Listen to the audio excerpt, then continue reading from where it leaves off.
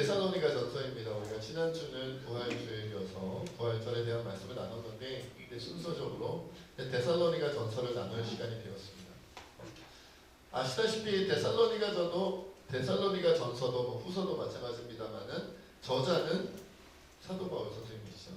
계속 이제 당분간은 사도 바울 선생님입니다. 계속 이미 다 아셨겠지만, 그리고 기록 연대는 AD 50년경으로 알려져 있고요. 기록 장소는 고린도고, 서신을 받는 이 편지를 받는 수신인은 당연히 누굴까요? 그렇죠. 데살로니가 교회 성도들이다. 어느 정도 패턴을 아시겠죠, 그렇죠? 이런 패턴을 조금씩 알게 되면 성경에 대해서, 또 우리가 지금 신약 성경을 주로 살펴보고 있으니까 신약 성경에 대해서 그동안 몰랐던 것들 조금씩 알게 되고 느끼게 되는 부분들이 있어요. 그렇죠? 그리고 데살로니가 전서에는 두 가지 특징이 하나 있는데, 하나는 뭐냐면 임박한 종말 사상이 있고 그 종말 사상과 더불어 재림 사상이 있습니다. 이 데살로니가 전서가 많은 학자들이 얘기하기에 신약 성경 가운데 가장 먼저 쓰였을 것으로 알려져 있거든요. 사실 정확한 건 천국 가봐야 알 수 있겠지만 학자들이 밝혀내기로는 마태복음부터 요한계시록까지의 모든 신약 성경 27권 가운데 데살로니가 전서를 가장 먼저 썼을 것이다, 그렇게 보여진단 말이에요. 그래서인지 임박한 종말 사상과 재림 사상이 있어요. 임박한 종말 사상은 뭐예요? 종말이 임박했다, 금방 종말이 온다. 임박한 재림 사상은 뭐예요? 종말이 금방 오니까 예수님 다시 오시는 것도 금방 이루어진다, 이런 느낌이 데살로니가 전서에 흐른다라는 그 느낌이, 곧 주님 오시니까, 곧 종말이 오니까 뭐겠어요? 조금만 더 참고 견디자, 잘하자, 금방 끝난다 이 말이에요. 그래서 데살로니가 전서의 주제는 뭐냐면 그리스도의 재림을 기다리는 성도의 생활입니다. 재림을 기다리는 사람으로서의 삶이 어때야 되는가를 데살로니가 전서에서 얘기하고 있다는 거예요. 예수님의 재림, 마라나타를 기다리는 사람은 어떤 모습이어야 되는가, 이런 거죠.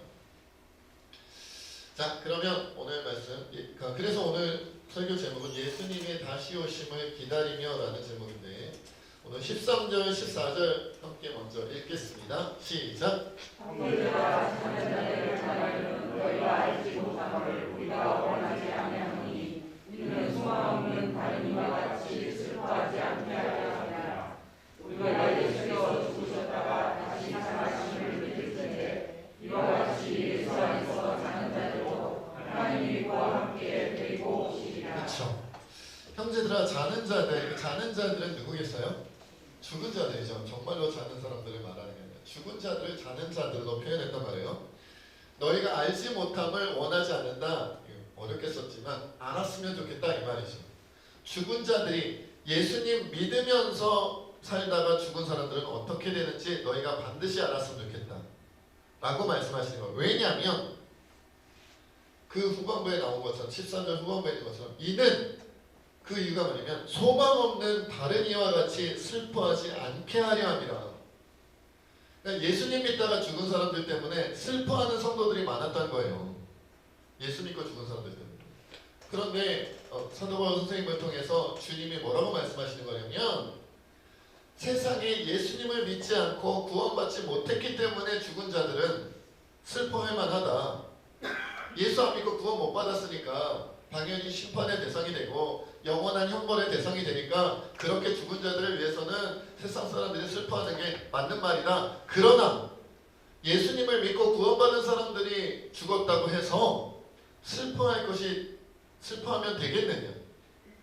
소망이 있는데 왜 슬퍼하냐? 부활의 기쁨과 다시 영원한 천국에서의 영생의 그 약속이 주어져 있는데 왜 슬퍼하느냐? 너희가 모르는구나, 잘 알려줘야겠다, 이런 느낌이다. 그러니까 여러분, 당시 초대교회에 먼저 죽임을 당한 성도들에 대해서 남아있는, 살아있는 성도들이 슬퍼하는 경우가 좀 있었던 모양이에요. 그러니까 이런 편지를 바울이 써가지고 보냈겠죠. 물론 하나님의 뜻으로 쓴 거겠지만 왜 슬퍼했을까? 여러분 왜 슬퍼했을까요? 왜 슬퍼했을까? 아마도 우리가 여러분들 느끼겠습니다만은 초대교회 때니까 예수님을 믿는다는 것만으로도 뭘 많이 받아요? 박해를 많이 받죠.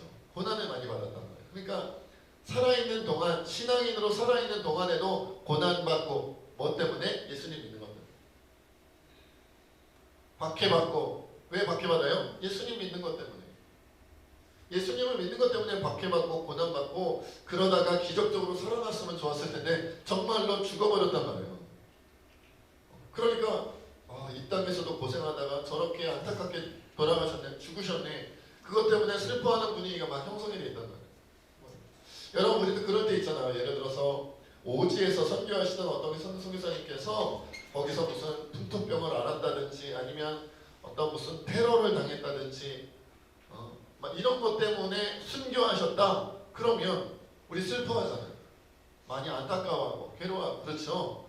근데 그것에 대해서 사도 바울을 통해 예수님은 뭐라고 말씀하시냐면, 인간이니까 잠시 잠깐 울컥할 수는 있으나 너희가 근본적으로 그런 일 때문에, 예수 믿다가 죽은 자들 때문에 슬퍼하는 것은 옳지 않다.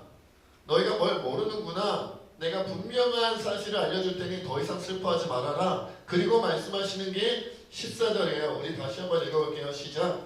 우리가 예수께서 죽으셨다가 다시 살아나심을 믿을진대 이와 같이 예수 안에서 자는 자들도 하나님이 그와 함께 데리고 오시리라. 예수님만 죽었다가 다시 살아나시는 것이 아니라 예수 안에서 죽은 자도 하나님이 다시 부활시켜서 같이 데리고 오실 거다, 이 말이에요. 그러니까 뭐 하지 말아라? 슬퍼하지 마라. 소망 없는 자처럼 슬퍼하지 마라. 안타까울 수는 있죠. 얼굴을 못 보니까. 우리 함께 신앙생활하면서 정들었고 서로 깊이 마음을 나눴고 사랑했는데 지금 당장 얼굴 못 보면, 그렇죠? 지금 당장 대화하지 못하고 같이 좋은 시간 못 보내니까 안타깝죠. 안타깝고 조금 그런 면에서 슬프지만 소망이 없는 것처럼 슬퍼하는 이유는 뭐냐, 이 말이에요. 이런 느낌이라고 하면, 왜 불쌍해하느냐, 왜 안타까워하느냐, 왜 그것을 그렇게 마음 아파하느냐. 마음 아프고 슬플 일이 뭐가 있느냐. 그들은 부활할 것인데, 부활하면 부활하고 잠시 잠깐 짠 하고 나타났다가 다시 죽을 것도 아니고 영원한 생명을 저 주님의 나라 천국에서 누릴 건데 왜 슬퍼하느냐. 못 보니까 안타까운 건 내가 이해할 수 있다. 그러나 근본적으로 슬퍼하는 건 말이 안 된다. 너희가 부활할 줄 모르느냐. 이미 알고 있지만 다시 밝혀줄게. 예수님이 죽었다가 죽임당하다가 3일 만에 부활하신 것처럼 예수 안에서 죽은 자들도, 예수를 믿다가 죽은 자들도 예수님처럼 반드시 다시 살아날 거다. 누구랑 같이 나타난대요? 예수님과 함께 나타나요. 영광이죠. 그러니까 우리가 살아있을 때 예수님이 재림하셔도 좋은데요, 죽은 다음에 예수님과 같이 부활하여 나타나는 것도 멋있을 것 같아요. 왜요? 예수님과 같이 가니까. 내가 누구랑 같이 등장한다, 이것도 멋진 일이잖아요. 그렇죠? 그런 느낌이다라는 거예요. 그러니까 더 이상 슬퍼하지 마라. 슬퍼하는 건 이상하다, 말이 안 된다라고 말씀하시는 거예요. 그러면 마지막 때에 어떤 주님의 부활하시고 그 다음에 재림하실 때 그 죽은 자들이 함께 이 땅에 다시 돌아올 때 어떤 일들이 벌어지는지에 대하여 16절, 17절에서 소개하고 있어요. 우리 함께 읽어보겠습니다. 시작. 주께서 호령과 천사장의 소리와 하나님의 나팔 소리로 신이 하늘로부터 강림하시니 그리스도 안에서 죽은 자들이 먼저 일어나고 그 후에 우리 살아남은 자들도 그들과 함께 구름 속으로 끌어올려 공중에서 주를 영접하게 하시리니 그리하여 우리가 항상 주와 함께 있으리라. 자, 순서대로 하나씩 살펴봅시다. 첫째, 예수님께서 강림하시는데 호령과 천사장의 소리와 하나님의 나팔 소리와 함께 하늘에 강림하신다. 예수님이 먼저 오신다는 거죠. 굉장히 웅장한 소리들이 막 펼쳐지면서 빠바바밤 빠밤 빠바바바밤. 영화인데 뭐죠, 영화가? 네, 아무튼 스타워즈인가? 아무튼 엄청나게 화려한 호령과 천사장의 소리와 막 하늘의 나팔 소리가 막 울려 퍼지면서 멋진 웅장한 소리와 함께 예수님 딱 등장하신 거죠. 두 번째, 그리고 그리스도인들 가운데 죽었던 자들이 먼저 일어난다. 두 번째로는 죽었던 자들, 예수님 믿고 죽었던 자들이 일어난다는 거죠. 그렇죠? 그리고 세 번째, 그 후에 살아있는 자들이 죽었다가 살아난 자들과 함께 구름 속으로 끌어올려진다. 이것이 이제 세 번째로 나타납니다.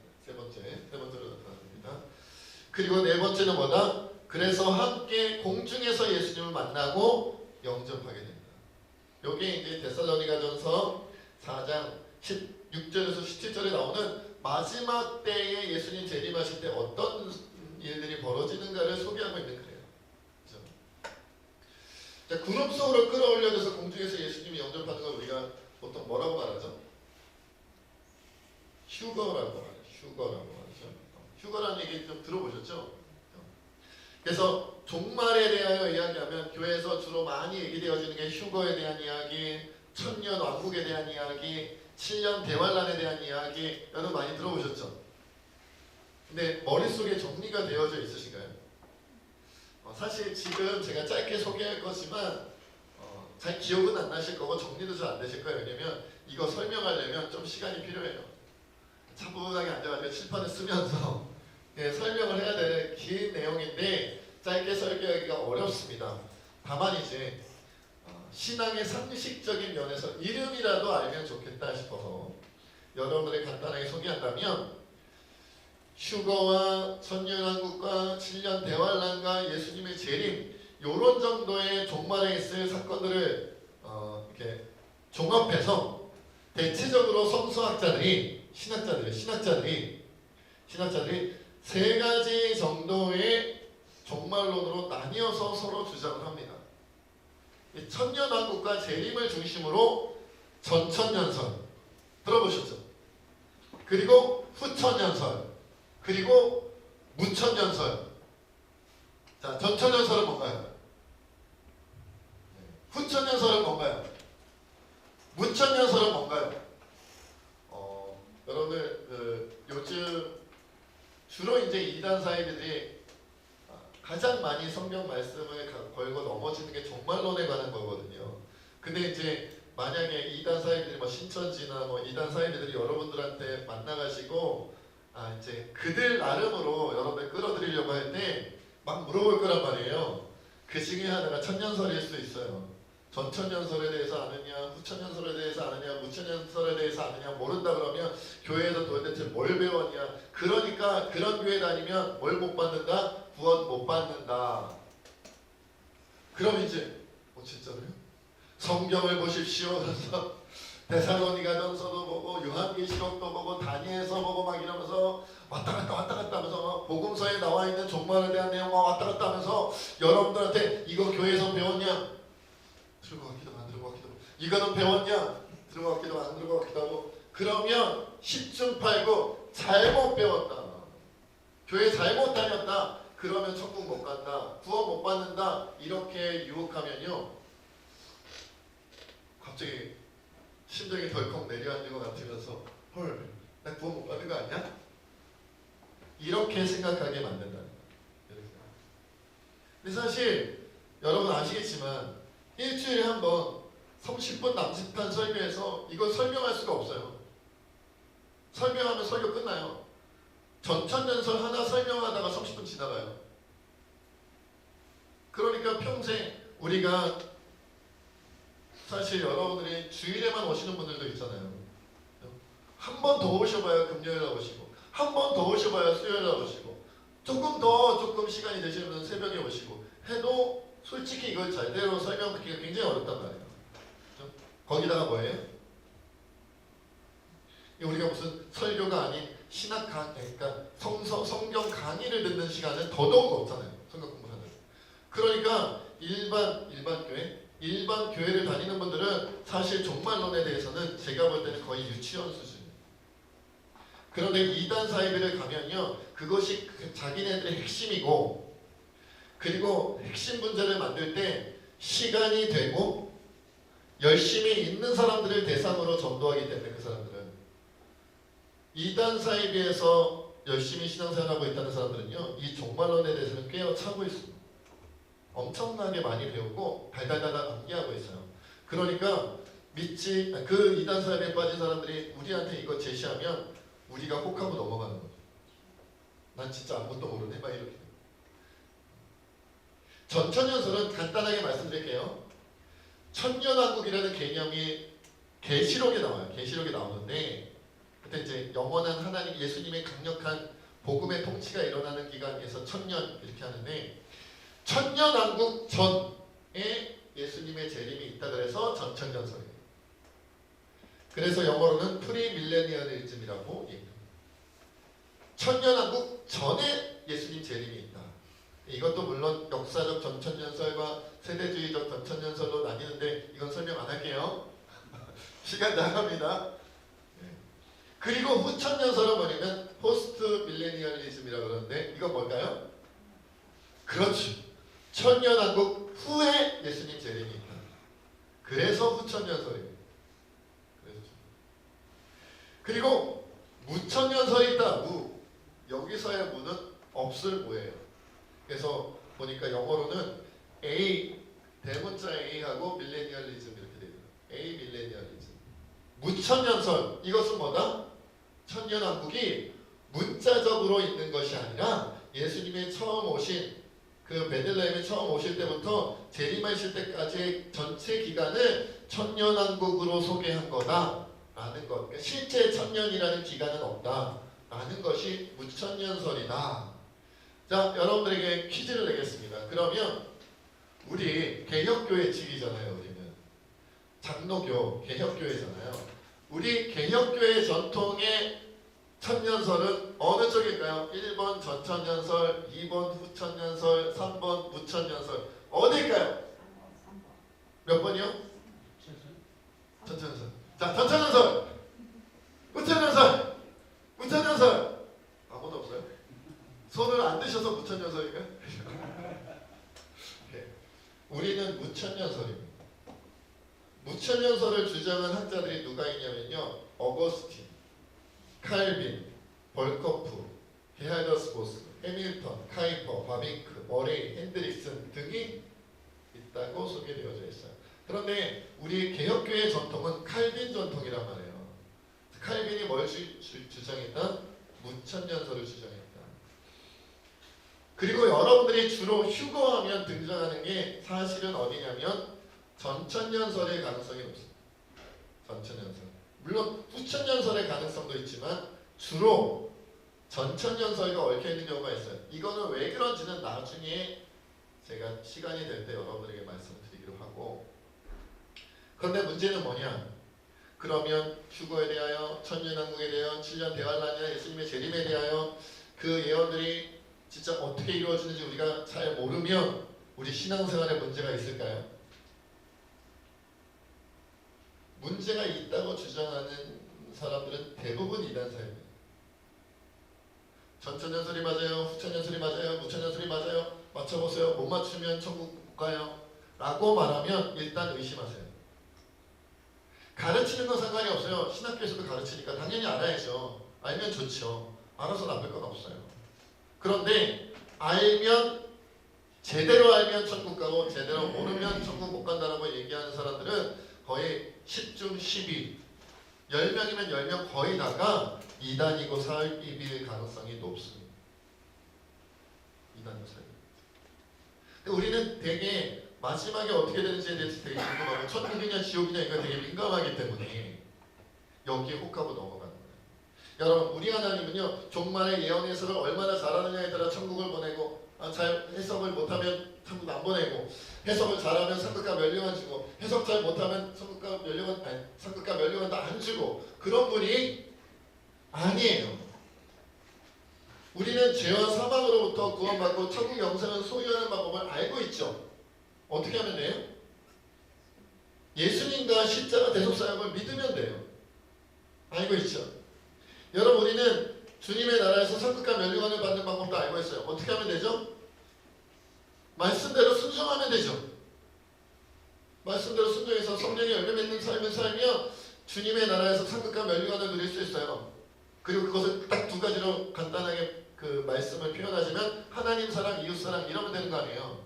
어렵지도 않죠? 여러분, 우리 예수님은, 우리 하나님은요, 우리가 신앙생활하기 어렵게 만들기를 원하지 않으셨어요.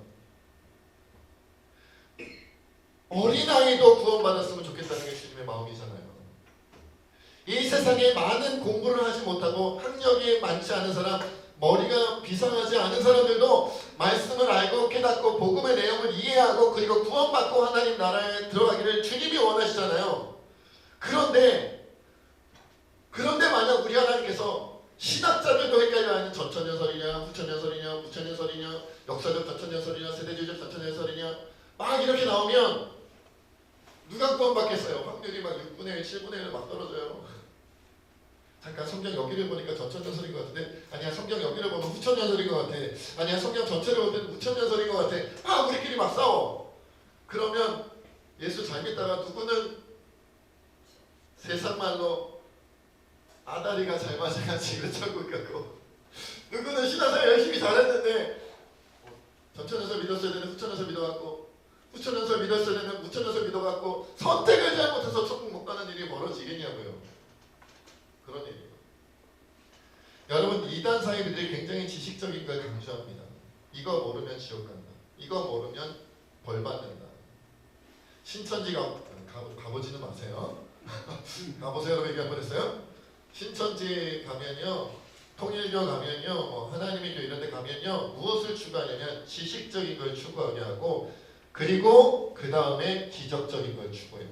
이단 사이비는 딱 두 가지 추구합니다. 지식과 기적이에요.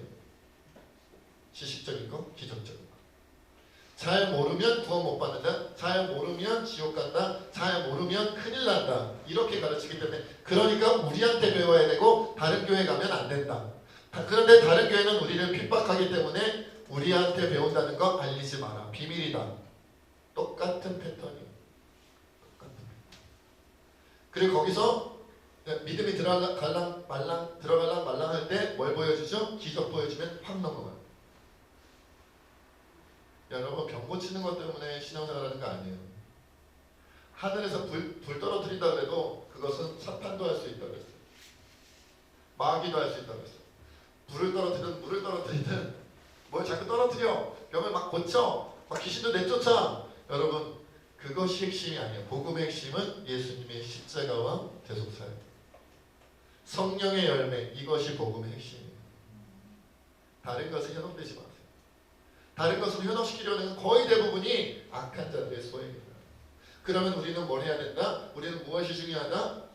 어떻게 이해하고 어떻게 받아들이든지 간에 예수님이 우리에게 보여주셨던 모습으로 생각하고 예수님의 성품을 따라 닮아 살아가며 순종하려고 하면 그것으로 되는 것이지, 그것이 재림을 준비하고 그것이 종말을 준비하는 것이지 전천연설이 맞나? 3분의 1인데 무천연설이 맞나? 무천연설이 맞나? 천국이 전이냐 후냐? 이것이 백만 타고 오는 분이 이분이냐 저분이냐?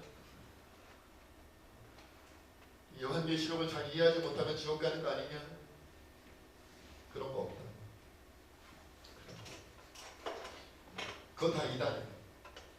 사이비다. 혹시 이단이 아니고 사이비가 아니라면 좀 잘못 길을 가고 있는 분이다. 그래서 우리는 주님이 이렇게 말씀하신 걸 기억해야 돼요. 우리 18절 한번 해볼게요. 시작. 그러므로 이러한 말로 서로 이러라. 여러분 주님이 왜 16절 17절을 적으셨냐면요 기쁘라고 적으신 거예요. 흥분하라고. 이게 우리가 마지막 때 주님이 나타나신 우리 예수님, 우리가 그렇게 고대하는 예수님이 나타났는데 호령과 천사장의 소리와 하나님의 나팔 소리로 하나님 나라를 다 일어났는데 또 우리가 함께 신앙생활했던 이미 죽어있는 고난 가운데 박해 가운데 순교당했던 그분들이 무덤에서 일어나고 말이죠. 살아있는 우리는 그들에게 공중에 끌어올려져서 저 공중에서 주님을 만나니까 무슨 영화의 한 장면 같잖아요. 그 기뻐하라고 감사하라고 막 감격적이라고 이렇게 말씀을 적은 것이 이거 순서대로 못 외우면 자 퀴즈를 낸다. 전천연설이냐 후천연설이냐 무천연설이냐 선택하시오. 틀리면 지옥감. 이게 아니다. 지식적으로 접근할 거였으면 그러므로 이러한 말로 서로 분석하고 파악하고 해석하고 정확히 가려내라고 했겠지요. 그런데 18절에 뭐라 그랬어요? 그러므로 이러한 말로 뭐 해라? 서로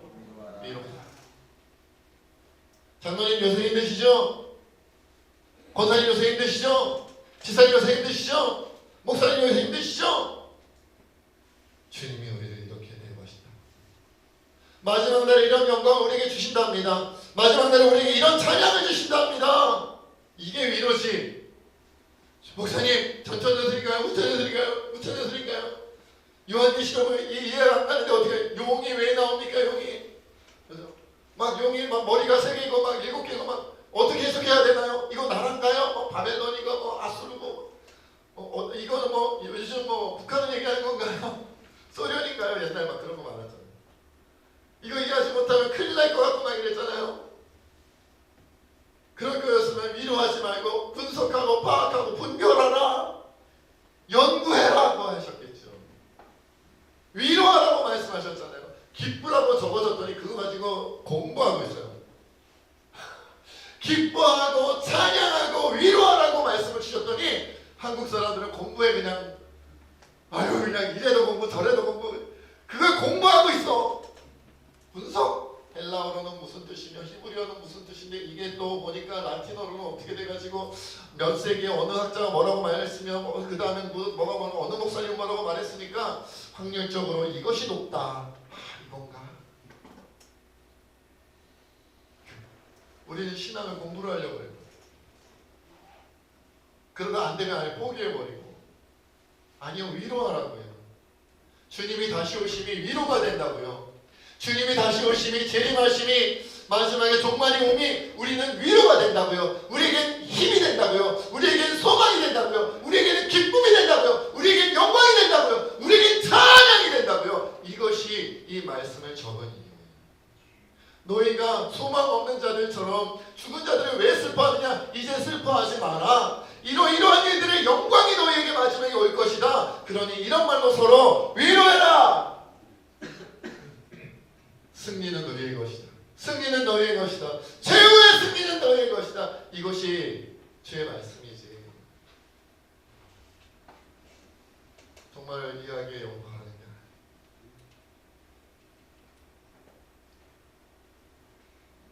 근데 여러분 위로하라고 하는 거 보니까 뭐가 느껴져요? 위로할 일이 있나 보다.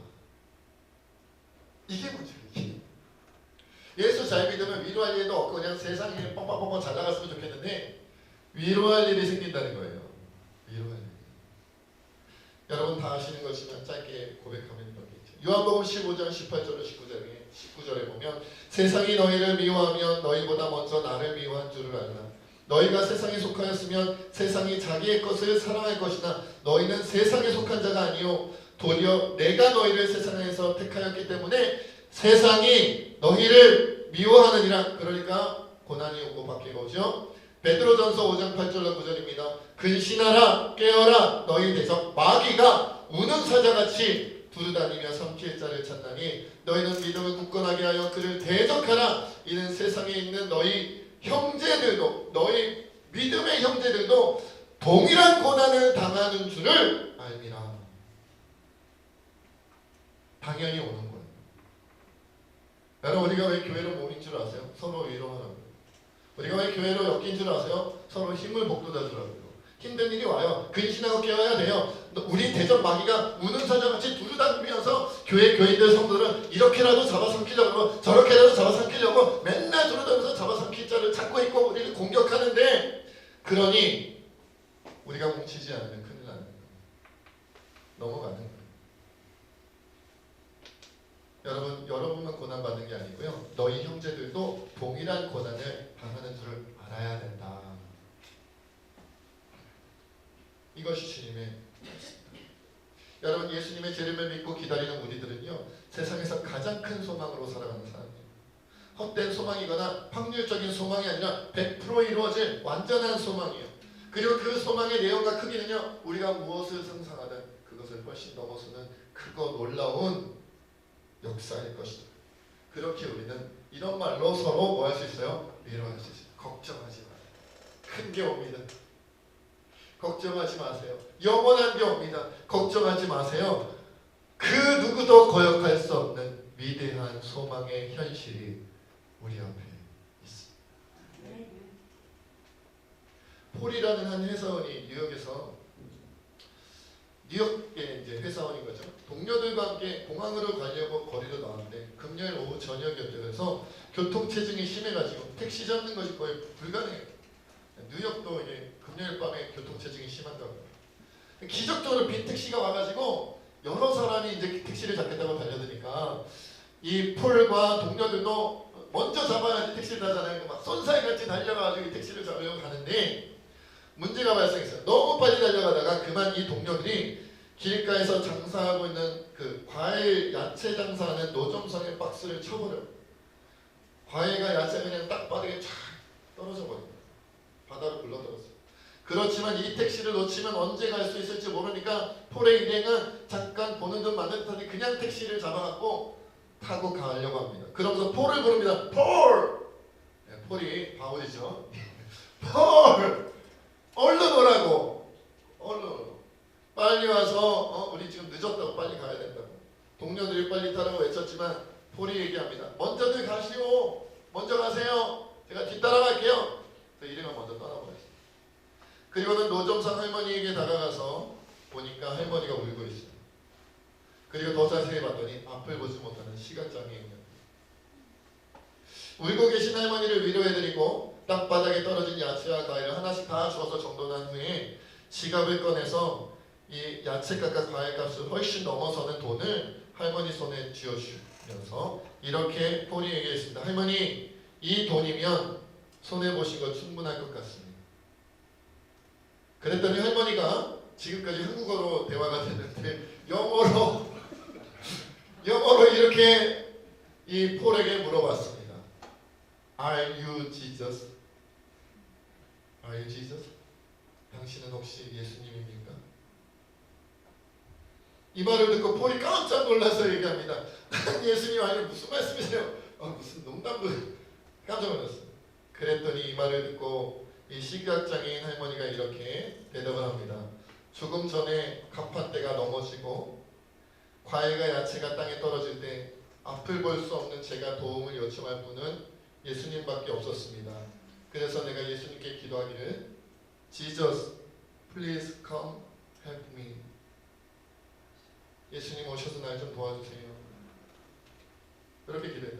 Jesus, please come help me. 앞을 못 보니까 어쩔 수가 없잖아요. 그랬는데 그 기도를 하는 중에 당신이 와서 나를 도와주었으니까요. You must be Jesus. 당신 예수님의 주인공이다. 그날 밤 폴이 잠에 들지 못하고 자기 자신에게 이런 질문을 던졌다고 합니다. When was the last time someone confused you for Jesus? 누가 당신을 예수님 같다고 했었을 때가 언제였던가? 너무 멋있는 이야기다라는 생각이 듭니다. 여러분, 우리는요 이 세상을 살아갈 때는 시각장애인 할머니처럼 살아갈 수도 있고 폴처럼 살아갈 수도 있지만 주님이 우리와 함께 하십니다. 그리고 언젠가 주님 다시 오실 때 그 누구도 고역할 수 없는 놀라운 영원한 영광이 영생의 기쁨과 감격이 우리 것이 될 것입니다. 우리 시간 끝이 앞으로 기도했으면 좋겠어요. 주님, 예수님 믿고 살아가다 보니까 때로는 슬픈 일이 생깁니다. 아픈 일이 생깁니다. 당하지 않아도 되는 고난과 아픔과 상처를 당할 때가 있고 박해받을 때가 있습니다. 그러다가도 인생의 역전이라도 맞이하면 좋을 텐데 바로 어떤 신앙인들은 그냥 그렇게 생을 마감하여 안타깝게 비참하게 불쌍하게 끝나는 경우도 봅니다. 그래서 우리가 슬퍼하기도 했습니다. 그런데 주님이 말씀하십니다. 소망이 없는 자처럼 슬퍼하지 마라. 하나님께서 놀라운 영원한 영광으로 우리를 인도하시고 공중에서 우리가 주님을 만나게 될 것인데 그러함으로 이러한 말로 서로 위로하라 주님 말씀하여 주셨으니 우리에게 위로가 되시고 기쁨이 되시고 감사가 되시며 찬양이 되는 주님과 함께 동행하면서 살게 하여 주시옵소서. 함께 기도하겠습니다.